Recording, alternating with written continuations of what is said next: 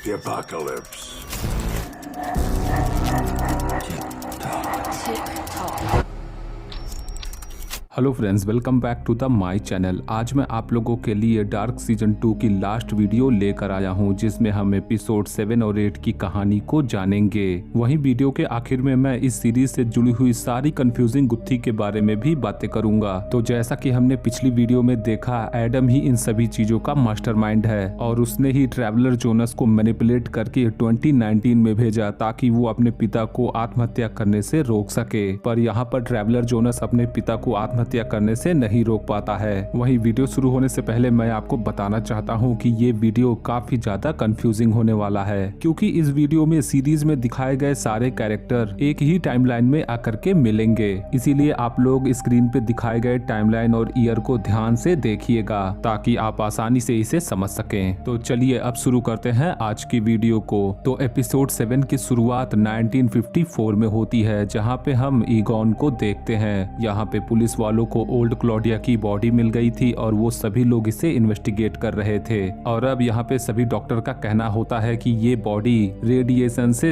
काफी ज्यादा कॉन्टेमिनेटेड है। दोस्तों, शायद ऐसा इसलिए होता है क्योंकि ओल्ड क्लॉडिया पिछले कई सालों से लगातार टाइम ट्रेवल कर रही थी। वहीं दूसरी तरफ यंग ईगॉन ओल्ड क्लॉडिया की बॉडी को देख करके पहचान जाते हैं, क्योंकि ओल्ड क्लॉडिया उससे मिलने पुलिस स्टेशन आई थी। अब यहाँ पे ईगॉन को ऐसा लगता है मे बी हेल्गे की किडनैपिंग में इसका हाथ हो सकता है, इसीलिए वो ओल्ड क्लॉडिया की फोटो लेकर के हेल्गे के घर पहुंच जाते हैं। और अब फोटो को देखने के बाद हेल्गे ईगॉन से ढेर सारी अजीब बातें करता है। वहीं जब ईगॉन हेल्गे से पूछता है कि क्या तुम्हारी किडनैपिंग में इसका हाथ है, इसके जवाब में हेल्गे ईगॉन को बताता है कि ये औरत व्हाइट डेविल है और ये औरत सभी को मार डालेगी। जिसके बाद ये सीन यहीं पे कट होकर के कहानी 1987 में आ जाती है, जहाँ पे हम क्लॉडिया को देखते हैं जो कि गॉड पार्टिकल के बारे में कैसेट में रिकॉर्डिंग कर रही थी। वहीं दूसरी तरफ हमें पता चलता है कि आज 26 जून है और आज ही के दिन क्लॉडिया के पिता ईगॉन की मौत होने वाली थी। इसीलिए क्लॉडिया ईगॉन को बोलती है अपने घर चलने के लिए, ताकि मरने से पहले आखिरी समय में वो उनके साथ हो। और इसके लिए ईगॉन तैयार हो जाते हैं। जिसके बाद सीन कट होकर के 2020 वाली टाइमलाइन में आती है, जहाँ पे हम हैना को देखते हैं। और अब हैना स्ट्रेंजर जोनस के टाइम मशीन के जरिए 1954 में आती है, जहाँ पे आने के बाद वो ईगॉन से मिलती है। और यहाँ पर हैना ईगॉन को अपना नाम कैथरीना नील्सन बताती है, जो कि अपने हस्बैंड अल्रिक नील्सन को ढूंढ रही है। जिसके तुरंत बाद अब ईगॉन हैना को अल्रिक से मिलवाते हैं और अब अल्रिक हैना को देखते ही पहचान जाते हैं। और अब हैना अल्रिक से बहुत ही चालाकी से ये सवाल करती है कि अगर वो उसे जेल से छुड़ाती है तो वो कैथरीना और हैना दोनों में से किसको पसंद करेगा। यहाँ पे अल्रिक तुरंत ही हैना का नाम लेते हैं, पर यहाँ पे हैना समझ जाती है कि अल्रिक उससे झूठ बोल रहा है, जिसकी वजह से हैना अल्रिक को वहीं पे छोड़ करके चली जाती है। और अगले ही सीन में हैना ईगॉन के साथ फ्लर्ट करते हुए दिखाई देती है। यहाँ पे हैना ईगॉन को बताती है कि वो जहाँ से आई है वहाँ पर उसके रिश्ते कुछ खास अच्छे नहीं थे और वो यहाँ पर एक नई दुनिया बसाएगी। वहीं अगले ही सीन में कहानी 2020 वाली टाइमलाइन में आती है, जहाँ पे हम मैग्नेस, फ्रांसिस्का और मार्था को देखते हैं। ये लोग 1987 से वापस आने के बाद काफी ज्यादा कंफ्यूजन में थे कि आखिर यहाँ पे क्या हो रहा है। इसीलिए मार्था तय करती है कि वो जोनस से मिल करके इसके बारे में बात करेगी। जिसके बाद अगले ही सीन में वो जोनस के घर पहुंचती है, जहां पर उसे स्ट्रेंजर जोनस मिलता है। अब वहां पर मार्था स्ट्रेंजर जोनस को देख करके काफी ज्यादा कंफ्यूज होती है, लेकिन स्ट्रेंजर जोनस की बातें सुनने के बाद वो कंफर्म कर पाती है कि ये जोनस ही है। अब ये लोग आपस में बात कर ही रहे थे कि तभी अचानक वहाँ पे कैथरीना आ जाती है और वो मार्था को वहाँ से जबरदस्ती ले जाने लगती है। यहाँ पे मार्था अपनी माँ कैथरीना को रोकती है और अब वो मार्था को बताती है कि माइकल कोई और नहीं बल्कि हमारा छोटा बेटा मिकेल है और उसका बेटा जोनस है और इस रिलेशन से तुम उसकी आंट हुई। अब जाहिर तौर पर यह सुनकर के मार्था को विश्वास नहीं होता है। वहीं दूसरी तरफ कैथरीना मार्था को बताती है कि वो यहाँ पे टाइम मशीन लेने आई थी, जिसपे अब मार्था सभी को बताती है कि बार्थोस के पास एक टाइम मशीन है जो कि उन्होंने उससे छीना था। और अब मार्था तुरंत ही मैग्नेस के पास कॉल करके उसे घर बुलाती है। मैग्नेस उन सभी को टाइम मशीन दिखाता है, पर यहाँ पर मैग्नेस और मार्था अपनी माँ से काफी ज्यादा नाराज थे क्योंकि उसने बहुत ही बड़ी बात छुपा के रखी थी।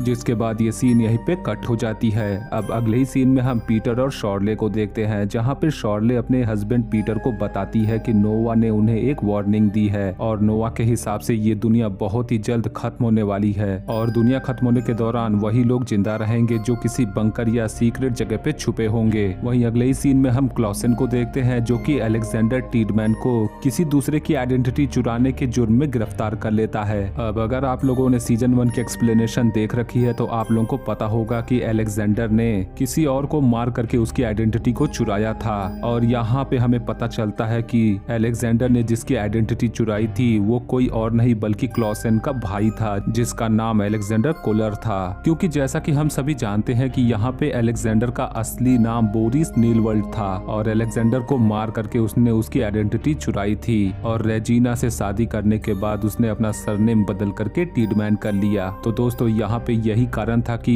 क्लॉसन अलेक्जेंडर के पीछे हाथ धो करके पड़ा हुआ था। क्लॉसन यहाँ पे अलेक्जेंडर को बताता है कि उसे एक लेटर मिल गई थी जिसके जरिए उसे पता चल पाया, इसीलिए वो असली मुजरिम को पकड़ने के लिए विंडन वापस आया। क्योंकि यहाँ पे क्लॉसन अलेक्जेंडर को जेल भेज करके अपने भाई की मौत का बदला लेना चाहता था। जिसके बाद ये सीन यहीं पे कट होकर के कहानी 1987 में आती है, जहाँ पे हम क्लॉडिया को देखते हैं जो कि अपने पिता के साथ अपने ही घर पे होती है। अब यहाँ पे ईगॉन क्लॉडिया को बताते हैं कि अल्रिक शायद सच में फ्यूचर से आया होगा जो कि यहाँ पर अपने बेटे मिकेल को ढूंढने आया था। अल्रिक यहाँ पे बार बार विंडन केव की तरफ भागता था और यहाँ पे ईगॉन का कहना होता है कि विंडन केव के अंदर जरूर कोई राज छुपा है। और अब ये सुनने के बाद क्लॉडिया टॉपिक चेंज करने की कोशिश करती है, लेकिन ईगॉन बार बार उसी के बारे में बात कर रहे थे, जिसकी वजह से ये बातें सुन करके क्लॉडिया उनके ऊपर चिल्लाने लगती है और ये देख करके ईगॉन का शक और भी ज्यादा मजबूत हो जाता है। इसीलिए वो तुरंत ही पुलिस को कॉल करके विंडन केव में छानबीन करने के लिए बोलने वाले होते हैं। क्लॉडिया इसके लिए अपने पिता को रोकती है और अब इन दोनों में हाथापाई होने लगती है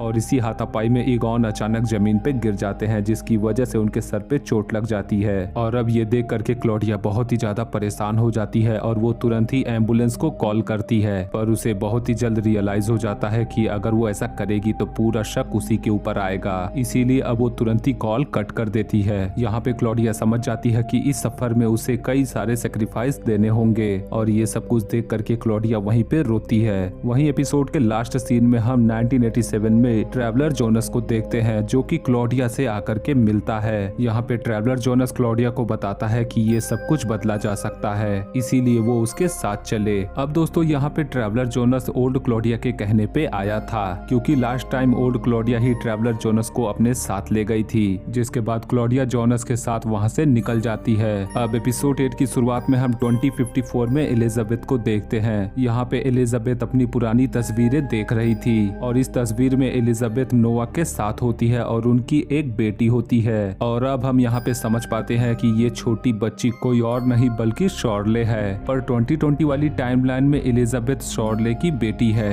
यानी कि शॉर्ले एलिजाबेथ की माँ और बेटी दोनों है। It just a boot step paradox. जिसके बाद ये सीन यहीं पे कट होकर के 1987 में आती है, जहाँ पे हम ट्रैवलर जोनस और क्लॉडिया को देखते हैं। ट्रैवलर जोनस यहाँ पे क्लॉडिया को बताता है कि उसे एडम को रोकना होगा क्योंकि यहाँ पे एडम सिकमंडस के लोगों के साथ मिल करके एक नई दुनिया बनाना चाहता है जिसमें टाइम की कोई कॉन्सेप्ट ना हो, पर यहाँ पर जोनस और क्लॉडिया इसी दुनिया को बचाना चाहते हैं। और इतना बोलने के बाद ये लोग फ्यूचर में ट्रैवल कर जाते हैं। वहीं अगले ही सीन में हम 2020 वाली टाइमलाइन में क्लॉसन को देखते हैं जिसे न्यूक्लियर पावर प्लांट की सर्च वारंट मिल गई थी, जिसके बाद क्लॉसन अपने टीम के साथ पावर प्लांट के लिए निकल जाता है। जिसके बाद सीन कट होकर के 1921 वाली टाइमलाइन में आती है, जहाँ पे हम ओल्ड नोवा को अपने यंगर वर्जन के साथ देखते हैं। यहाँ पे ओल्ड नोवा एडम को मारने का प्लान बना चुका था, पर इसके बारे में वो अपने यंगर सेल्फ को नहीं बताता है। दोस्तों ऐसा इसलिए होता है क्योंकि अगर ओल्ड नोवा अपने यंगर वर्जन को अभी ये सब कुछ बता देगा तो वो उस रास्ते पे कभी चल ही नहीं पाएगा जिस पे ओल्डर नोवा चला, इसीलिए वो यंग नोवा को वहाँ से अलग भेज देता है। जिसके तुरंत बाद अब ओल्ड नोवा एडम के पास आता है और वो उससे बोलता है कि उसने उसका इस्तेमाल किया और अब वो एडम के लिए काम नहीं करेगा,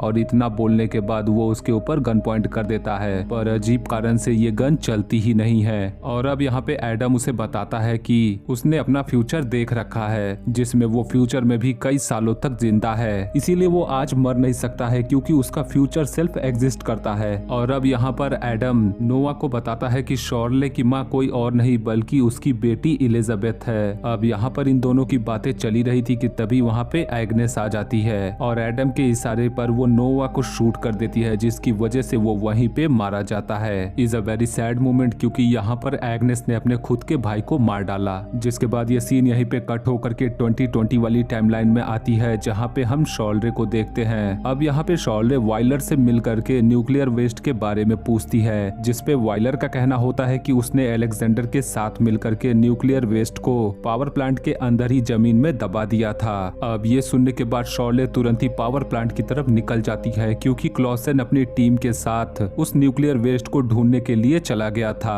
वहीं अगले ही सीन में हम स्ट्रेंजर जोनस को देखते हैं, जो कि मार्था के घर पहुंच करके उसे जबरदस्ती बंकर में ला करके बंद कर देता है ताकि वो एपोकलिप्स के दौरान जिंदा रहे। वहीं दूसरी तरफ पीटर और इलिजाबेथ भी बंकर की तरफ निकलते हैं। वहीं पीटर शॉर्ले को भी फोन करके बंकर में बुलाता है ताकि उसकी जान भी बच जाए। वहीं दूसरी तरफ स्ट्रेंजर जोनस मार्था को बंकर में बंद करके अपने घर वापस आता है, जहां पर उसकी मुलाकात यंग नोवा से होती है। यहाँ पे यंग नोवा स्ट्रेंजर जोनस से सवाल करता है कि वो आगे चल करके आखिर एडम कैसे बन गया, जिस पे स्ट्रेंजर जोनस का कहना होता है कि वो कभी भी एडम नहीं बनेगा। पर यंग नोवा यहाँ पे बताता है कि एडम बस इस सभी चीजों को ठीक करना चाहता है। और अब बातचीत के दौरान यंग नोवा स्ट्रेंजर जोनस को एक लेटर देता है, जो कि मार्था ने उसके लिए लिखा था। अब जब स्ट्रेंजर जोनस उस लेटर को पढ़ता है तब वो पूरी तरह हैरान हो जाता है। अब यहाँ पर इस लेटर में आखिर क्या था, इसके बारे में हमें कुछ भी पता नहीं चलता है। पर इस लेटर को पढ़ने के बाद स्ट्रेंजर जोनस अनजान कारण से यहाँ से निकल करके मैग्नेस, बार्थोस और फ्रांसिस्का के पास पहुँच जाता है। यहाँ पे स्ट्रेंजर जोनस सभी को बताता है कि वो एपोक्लिप्स से बचाने के लिए यहाँ पे आया है। वहीं दूसरी तरफ हम पीटर और इलिजाबेथ को देखते हैं, जो कि बंकर पहुँच जाते हैं और जैसे ही बंकर का दरवाजा खोलते हैं मार्था वहाँ से निकल जाती है। वहीं अगले ही सीन में हम ट्रैवलर जोनस और क्लॉडिया को देखते हैं, जो कि टाइम ट्रेवल करके 2020 वाली टाइमलाइन में आ गए थे। क्लॉडिया तुरंत ही अपने घर पहुंच करके अपनी बेटी रेजिना को लेकर के बंकर के अंदर आती है। वहीं दूसरी तरफ ट्रैवलर जोनस को मार्था के बारे में पता चलता है, इसीलिए वो तुरंत ही अपने घर भागता है और थोड़ी ही देर बाद यंग नोवा भी बंकर के अंदर आ जाता है। वहीं अगले ही सीन में हम ट्रैवलर जोनस को देखते हैं, जो कि मार्था को ढूंढते हुए अपने घर पहुंच गया था। वहां पहुंचने के बाद वो मार्था से मिलता है और ये दोनों एक दूसरे से मिलकर के काफी ज्यादा खुश थे। और अब अचानक से वहां पर एडम आ जाता है, जो कि टाइम ट्रेवल करके 1921 से 2020 में आ गया था। यहाँ पे ट्रैवलर जोनस एडम से सवाल करता है कि वो आखिर ऐसा क्यों कर रहा है। यहाँ पे एडम का कहना होता है कि जब डार्क मैटर क्रिएट होगी तभी एपोक्लिप्स आएगी और ये दुनिया खत्म होगी और इसी के साथ ये टाइम लूप एंड होगा और एक नया साइकिल शुरू होगा। एडम यहाँ पे ट्रैवलर जोनस को बताता है कि उसी की वजह से आगे चल करके वो एडम बनेगा और आगे वही होगा जो हमेशा से होता है। और अब इतना बोलने के बाद एडम तुरंत ही मार्था को गन से शूट कर देता है, जिसकी वजह से वो वहीं पे मारी जाती है। और अब ट्रैवलर जोनस ये देख करके बहुत ही ज्यादा दुखी था, क्योंकि वो मार्था को बहुत ज्यादा पसंद करता था, पर वो उसकी जान नहीं बचा पाता है। यहाँ पे एडम ट्रैवलर जोनस को कहता है कि तुम्हें इस दर्द की जरूरत है और इतना बोलने के बाद एडम वहाँ से चला जाता है। वहीं अगले ही सीन में हम कैथरीना को देखते हैं, जो कि अभी भी अपने बेटे मिकेल को वापस लाना चाहती थी, इसीलिए वो तुरंत ही विंडन केव की तरफ चली जाती है। वहीं अगले ही सीन में हम क्लॉसन और उसकी टीम को देखते हैं, जो कि जमीन को खोद करके वो न्यूक्लियर वेस्ट बाहर निकालते हैं, पर तभी शॉर्ले वहां आकर के उन लोगों को रोकती है। पर यहाँ पर क्लॉसन शॉर्ले की कोई भी बात नहीं मानता है और जमीन को लगातार खोदता है, जिसकी वजह से वो न्यूक्लियर वेस्ट अब डार्क मैटर में बदल जाता है और देखते ही देखते एक गोल शेप ले लेता है। अब उसी सेम टाइम पे हम 2054 में एलिजाबेथ को देखते हैं, जो कि डेड जोन में आकर के गॉड पार्टिकल को स्टेबलाइज करती है। वहीं दूसरी तरफ 1921 में हम मैग्नेस को देखते हैं, जो कि एडम द्वारा बनाई गई गॉड पार्टिकल को भी स्टेबलाइज करता है। अब यहाँ पर एग्जैक्ट टाइम पर तीनों गॉड पार्टिकल एक साथ स्टेबलाइज होते हैं, जिसके बाद अगले ही सीन में हम कैथरीना को देखते हैं, जो कि विंडन केव के अंदर सिकमंडस वाली डोर को ओपन करती है और इस डोर के खुलते ही वहाँ से सफेद रोशनी बाहर निकलती है। वहीं दूसरी तरफ गॉड पार्टिकल के स्टेबलाइज होते ही शॉर्ले 2052 में अपनी बेटी एलिजाबेथ को देख पाती है। वहीं एलिजाबेथ अपनी माँ शॉर्ले को देख करके पहचान जाती है और जैसे ही ये दोनों एक दूसरे को टच करते हैं तुरंत ही एपोक्लिप्स की शुरुआत हो जाती है। वहीं अगले ही सीन में हम स्ट्रेंजर जोनस को देखते हैं, जो कि मैग्नेस, फ्रांसिस्का और बार्थोस को लेकर के किसी अनजान टाइमलाइन में ट्रेवल कर जाता है। वहीं दूसरी तरफ ट्रैवलर ट्रैवलर जोनस अब भी मार्था की बॉडी के पास ही बैठा रो रहा होता है। पर तभी अचानक वहाँ पर कोई लड़की आ जाती है जिसे देख करके जोनस डर जाता है और अब हम देख पाते हैं कि ये कोई और नहीं बल्कि मार्था होती है। पर यहाँ पर हम नोटिस करते हैं कि इस मार्था के कपड़े और बाल एकदम अलग होते हैं। यहाँ पर ये वाली मार्था जोनस को बताती है कि वो उसे यहाँ पे बचाने आई है और उसे जोनस की जरूरत है। अब ये सब कुछ देख करके जोनस बिल्कुल ही कंफ्यूज होता है और वो उसे सवाल करता है कि वो किस टाइमलाइन से आई है। यहाँ पे ये वाली मार्था बताती है कि वो किसी नई टाइमलाइन से नहीं बल्कि एक नई दुनिया से आई है। और इतना बोलने के बाद वो अपने पास से एक हाईली एडवांस टाइम मशीन निकालती है जिसके जरिए वो ट्रैवलर जोनस को यहाँ से लेकर के निकल जाती है, जिसके बाद एपोक्लिप्स की वजह से पूरी दुनिया नष्ट हो जाती है और डार्क सीजन 2 यहीं पे एंड हो जाती है। तो दोस्तों ये थी डार्क सीजन 2 की कहानी और मैं समझ पा रहा हूँ कि आप लोगों के मन में इस सीजन को लेकर के कई सारे सवाल होंगे जिसे मैं पूरी कोशिश करूंगा अपने तरीके से एक्सप्लेन करने के लिए। तो जैसा कि हम जान पाए कि सीजन 2 के एंड में फाइनली एपोक्लिप्स हुई जिसकी वजह से पूरी दुनिया के लोग मारे गए। वहीं दूसरी तरफ इस एपोक्लिप्स में सरवाइव करने वालों में पीटर, एलिजाबेथ, रेजिना, क्लॉडिया और यंगनोवा थे।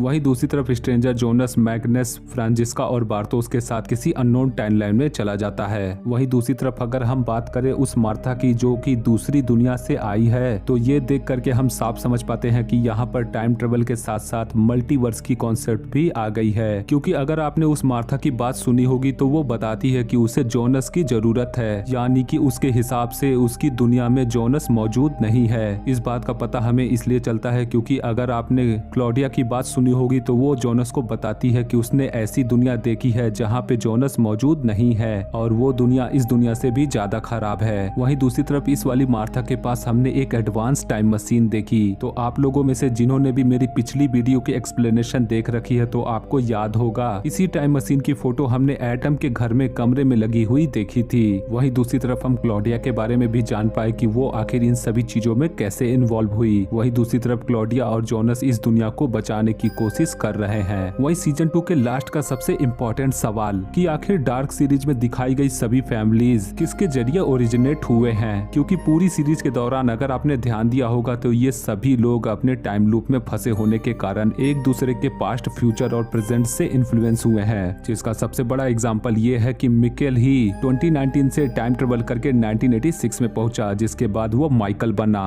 और यही सेम चीज हम शॉर्ले के साथ भी देख पाते हैं जहां पर उसकी छोटी बेटी एलिजाबेथ ही उसकी माँ और बेटी दोनों है। तो दोस्तों जैसा कि मैं समझ पा रहा हूँ ये सीरीज अब भी काफी ज्यादा कंफ्यूजिंग है, पर इसके तीसरे और आखिरी सीजन में ये पूरी कहानी एकदम ही क्लियर हो जाएगी जिसमें हम सभी चीजों को जान पाएंगे और साथ ही साथ हम ये भी देख पाएंगे कि ये टाइम लूप आखिर ब्रेक कैसे होगा, जिसमें मैं सभी चीजों को डिटेल में एक्सप्लेन करूंगा, जिसकी वजह से सीजन 3 की सारी वीडियो थोड़ी लंबी हो सकती है, जिसे मैं पूरी कोशिश करूंगा जल्द से जल्द लाने के लिए। तो अगर आप उस वीडियो को मिस नहीं करना चाहते हैं तो हमारे चैनल को सब्सक्राइब करके हमें सपोर्ट जरूर करें। और आज की वीडियो में बस इतना ही।